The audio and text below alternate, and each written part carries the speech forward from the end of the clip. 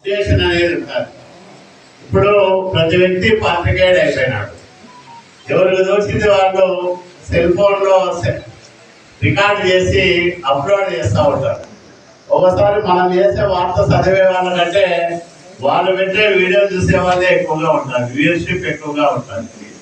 అయిపోయింది. సమాజం సాంకేతికత కొత్త కొత్త దొరుకుతూ ఉంది. అట్లాగే భావ వినిమయం కానీ లేకపోతే సమాచార వినిమయం కానీ చాలా సులభమైపోయింది. నీకు తోచింది నువ్వు మాట్లాడుతూ ఉంటే, లేకపోతే నీ గ్రామంలో ఉండే సమస్య, నీ పక్కింట్లో ఉండే సమస్య, అక్కడ జరిగే అవినీతితో అక్రమము, నువ్వే ఒక ఫోటో తీసి ఒక వీడియో తీసి అప్లోడ్ చేస్తే దానికి కూడా బ్రహ్మాండంగా ఆదరణ వస్తావు.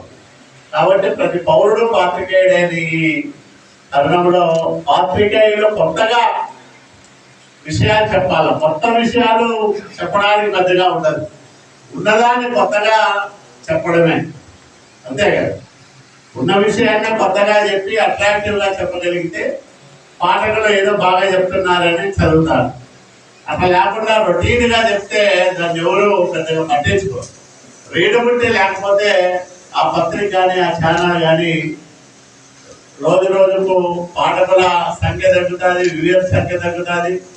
దాని ఎంతో మంది విశేషమైన అనుభవం ఉన్న సుప్రసిద్ధ పాత్రికేయులు కానీ ఆయా రంగాల్లో ప్రావీణ్యం ఉన్న వ్యక్తులు కానీ ఇక్కడికి వచ్చి వాళ్ళ అనుభవాలు, వాళ్ళ జ్ఞానం మీ అందరికీ తెలియజెప్తే చాలా కొత్త విషయాలు తెలుసుకునేదానికి అవకాశం ఉంటుంది. ఇప్పుడు నేను ఈనాడు జర్నలిజం స్కూల్లో ఫస్ట్ బ్యాచ్ స్టూడెంట్. మాకు అప్పుడు ఇంకా లిటరేచర్ ప్రిపేర్ కాలే. మా ప్రిన్సిపాల్ బోధరాజు రాధాకృష్ణ గారు ఆయన క్లాస్కి వచ్చి కథలాగా చెప్పేవాడు. వారాంతపు పరీక్షల్లో అదే వచ్చేది. అదే ఇది సబ్జెక్ట్ కాదు కదా, మన సిలబస్ కాదు కదా అంటే, నీకు సిలబస్ కాదని నేను చెప్పినాను ఎప్పుడా అనేవాడు. అట్లా అంటే విని దాంట్లో ఉండే విషయాలను ఆకలింపు చేసుకునే శక్తి నీకు ఉండాలా. పాత్రికేయుడు నీకేంటి సిలబస్, ఇదే నేను చెప్పేది సిలబస్ అని చెప్పేవాడు.